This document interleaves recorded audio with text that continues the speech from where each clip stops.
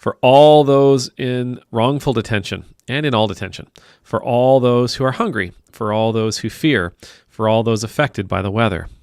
Amen. You mention the idea of people in wrongful detention and in people in all detention. And we've often talked about Matthew 25, where Jesus says, take care of the widows and the orphans, and visit those who are sick and those in prison.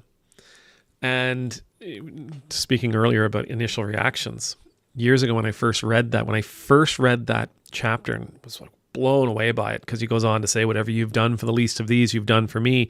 And so he's talking about you could boil it down to when you visited the people in prison, you visited me. And he doesn't add any qualifiers to that. Like, no qualifiers. People in prison.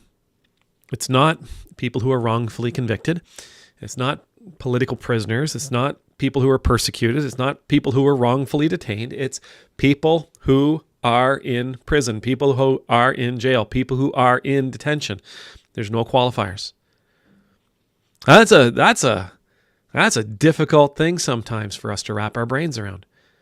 These people are in prison because they've done bad things. They're in prison because they broke the law. They're in prison because they harmed others. They're in prison because they acted in ways that were counter to the benefit of society, like the health of our society and of our community. They're in prison. Many of them are in prison because they were perfectly well convicted. They were lawfully convicted. Some of these people are in prison because they were lawfully most of these people are in prison because they were lawfully convicted. And nope. No. When you visit those who are in prison, you visit me. When you speak to those who are in prison, you visit me. When you take care of those who are in prison, you are taking care of me. There's no conditions here.